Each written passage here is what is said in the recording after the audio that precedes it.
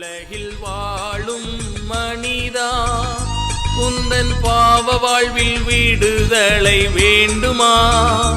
நித்திய ஜீவன் தரும் கர்த்தரேசுவை நம்பி விசுவாசம் வைத்தே மகிழ்வாய். இந்த பூவுலகில் வாழும் ஆண்டவராகிய இயேசு கிறிஸ்துவின் பரிசுத்த நாமத்தில் உங்களை அன்புடன் வாழ்த்துகிறோம். பரிசுத்த வேதாகமத்தில் அப்போஸ்தலனாகிய பவுல் ரோமருக்கு எழுதின நிருபம் 7ஆம் அதிகாரம் 24-25 வசனங்களிலே நாம் இவ்வாறு வாசிக்கிறோம். நிர்பந்தமான மனுஷன் நான், இந்த மரண சரீரத்தினின்று யார் என்னை விடுதலையாக்குவார்? நம்முடைய கர்த்தராகிய இயேசு கிறிஸ்து மூலமாய் தேவனை ஸ்தோத்தரிக்கிறேன் என்று சொல்லுகிறதை பார்க்கிறோம்.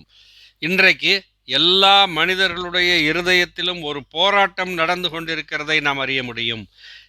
நன்மைக்கும் தீமைக்கும் இடையிலேயான ஒரு போராட்டம் நடந்து கொண்டிருக்கிறது. நன்மை செய்ய வேண்டும் என்று விரும்புகிறோம், ஆனால் நன்மை செய்ய முடியவில்லை. தீமை செய்யக்கூடாது என்று நினைக்கிறோம், ஆனால் தீமை செய்யாமல் இருக்க முடியவில்லை.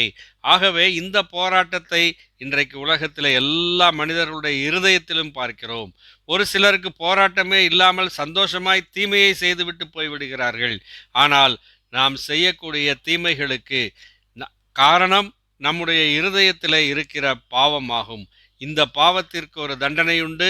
இந்த பாவம் நித்திய நரகத்திற்கு மனிதனை கொண்டு செல்லும் என்று வேதம் சொல்லுகிறது. அருமையானவர்களே, இந்த பாவ சுபாவத்திலிருந்து, இந்த பாவத்தின் அடிமைத்தனத்திலிருந்து மனிதனை விடுதலையாக்கவே ஆண்டவராகிய இயேசு கிறிஸ்து இந்த உலகத்திலே வந்தார். இழந்து போனதை தேடவும் ரட்சிக்கவுமே வந்தேன் என்று ஆண்டவராகிய இயேசு கிறிஸ்து கூறுகிறார். பாருங்கள், இந்த வசனத்திலே நிர்பந்தமான மனுஷன் நான் என்று பவுல் தன்னை குறித்து சொல்லுகிறார். இந்த மரண சரீரத்தினின்று யார் என்னை விடுதலையாக்குவார் என்று கேட்கிறார். விடுதலையாக்குவதற்கு ஒரே ஒருவர் உண்டு, அவர்தான் ஆண்டவராகிய இயேசு கிறிஸ்து. அவர் நம்முடைய பாவங்களை எல்லாம் தன் பேரிலே சுமந்து கல்வாரி சிலுவையிலே தீர்த்து விட்டார். மரித்து அடக்கம் பண்ணப்பட்ட அவர் 3ஆம் நாளிலே உயிரோடு எழுந்தார். இன்றைக்கும் ஜீவிக்கிறார்.